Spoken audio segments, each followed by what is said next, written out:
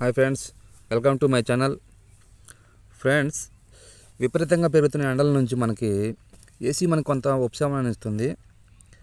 ఇప్పుడు నేను చెప్పే కొన్ని టిప్స్ పాటిస్తే మీ పవర్ బిల్తో పాటు మీ ఏసీ లైఫ్ కూడా పెరిగే అవకాశం ఉంది.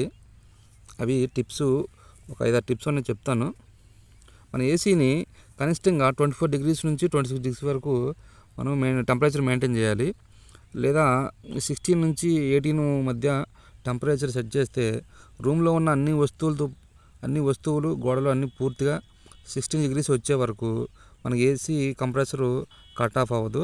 కాబట్టి ఈ కంప్రెసరు ఎక్కువ కూల్ చేయడం కోసం ఎక్కువ పని చేయాల్సి వస్తుంది. కాబట్టి మనకి పవర్ బిల్ ఎక్కువైపోతుంది.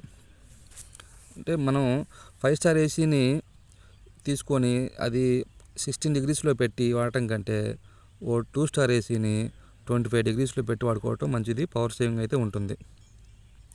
ఇది మనకి భారత ప్రభుత్వం ఇటీవల ఈ ఏసీ డిఫాల్ట్ టెంపరేచర్ని 24 డిగ్రీస్ ఉండేలా చేశారు. అంటే మనం ఏసీ ఆన్ చేస్తే మన రిమోట్లో 24 డిగ్రీస్ చూపిస్తుంది. ఎందుకంటే 24 టెంపరేచర్లో ఏసీని యూజ్ చేస్తే పవర్ సేవ్ అవుతుంది, ఏసీ లైఫ్ కూడా పెరుగుతుంది. అంటే 24 డిగ్రీస్ మనం టెంపరేచర్ సెట్ చేస్తే అది ఒక 25 హాఫ్ అన్ అవర్ లోపు మన ఏసీ కట్ ఆఫ్ అవుతుంది. కట్ ఆఫ్ అయినప్పుడు మనకి ఒక 15 నిమిషాలు టైం ఉంటుంది. ఈ టైంలో మన కంప్రెసరు కూల్ అవుతుంది. కూల్ అవటం వల్ల కంప్రెసర్ లైఫ్ కూడా పెరుగుతుంది, పవర్ సేవింగ్ కూడా ఉంటుంది. ఇంకా 24 డిగ్రీస్ నుంచి 25, 26 అలా టెంపరేచరు కొంచెం పెంచినట్లయితే ఒక్కో డిగ్రీకి మినిమం ఒక 5% పవర్ సేవ్ అవుతుంది. ఓకే. ఈ రెండో పాయింట్ ఏంటంటే మనం ఏసీ కొనేటప్పుడు మన రూమ్ సైజుని బట్టి మనం ఏసీ తీసుకోవాలి. అంటే మన చిన్న గదికి పెద్ద ఏసీ తీసుకున్నా ఎక్కువ పవర్తో అది ఏసీ స్టార్ట్ అవుతుంది. కాబట్టి మనకు పవర్ బిల్ ఎక్కువైపోతుంది. అలాగని పెద్ద గదికి చిన్న ఏసీ తీసుకున్నా ఏసీ ఎక్కువసేపు రన్ అవుతూ ఉంటుంది. కాబట్టి ఎక్కువ పవర్ తీసుకుంటుంది. దానివల్ల మనకి పవర్ లాస్ అవుతుంది. అట్లా కూడా మన రూమ్ని బట్టి మనం ఏసీని మనం సెలెక్ట్ చేసుకోవాలి. అంటే మన room size 120 to 140 square feet ఉందనుకోండి, అది 1 టన్ ఏసీ అయితే సరిపోతుంది.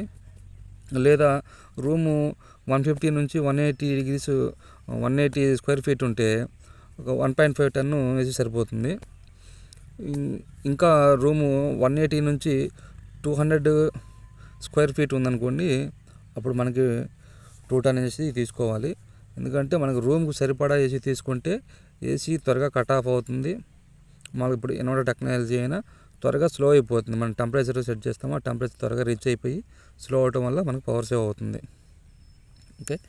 ఇంకోటి ఏంటంటే మన అవుట్డోర్ని ఎండలో ఫిక్స్ చేస్తాం. అంటే మనం రూమ్కి అవుట్ సైడు మనం ఇన్స్టాల్ చేస్తాం. కాబట్టి మనకు ఇప్పుడు సన్ రైజ్ వచ్చి డైరెక్ట్గా ఏసీ అవుట్డోర్ మీద పడటం వల్ల అక్కడ మనకి అవుట్డోర్లో టెంపరేచరు మనకి అక్కడ డ్రాప్ చేస్తూ ఉంటుంది. కండెన్సర్ మీద డైరెక్ట్గా సన్ రైజ్ పెడతాం వల్ల కొంచెం ఫ్యాన్ ఎక్కువ రొటేట్ అవుతూ ఉండాల్సిన అవసరం అవుతుంది. అందువల్ల కొంత పవరు లాస్ అవుతుంది.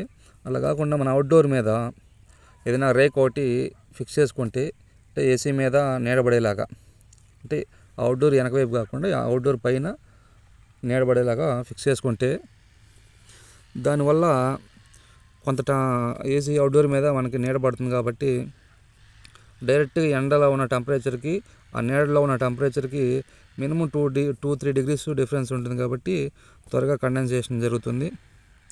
దానివల్ల మనకు త్వరగా కూలింగ్ వస్తుంది, కొంత పవర్ సేవ్ అవుతుంది. ఇంకో పాయింట్ ఏంటంటే మన సర్వీస్ తప్పకుండా చేయించుకోవాలి, మెయింటెనెన్స్ చూసుకోవాలి. అంటే ఒకసారి ఏసీ తీసుకున్నాక 2 సంవత్సరాలకు 3 సంవత్సరాలకు సర్వీస్ అలా చేయిస్తే మనకి చాలా పవర్ లాస్ అవుతుంది. తప్పకుండా ఇయర్లీ 2 times మనం సర్వీస్ చేయించుకుంటే మన ఏసీ బాగుంటుంది.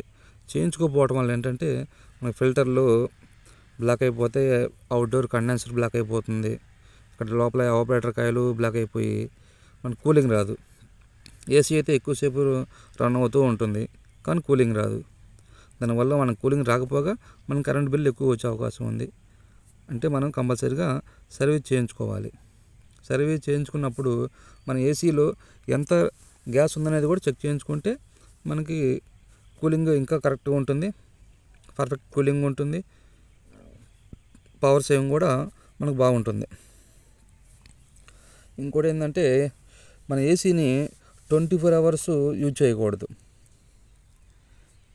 అంటే యూజ్ చేయకూడదు అంటే మనకి ఏసీలో మనకి ఇప్పుడు రిమోట్లో టైమర్స్ ఉంటాయి. అంటే మన రూము ఎంత రూమ్ అనుకోండి, ఒక 150 180 స్క్వేర్ ఫీట్ రూమ్ అనుకోండి, ఓ హాఫ్ అన్ అవర్లో కూల్ అయిపోతుంది.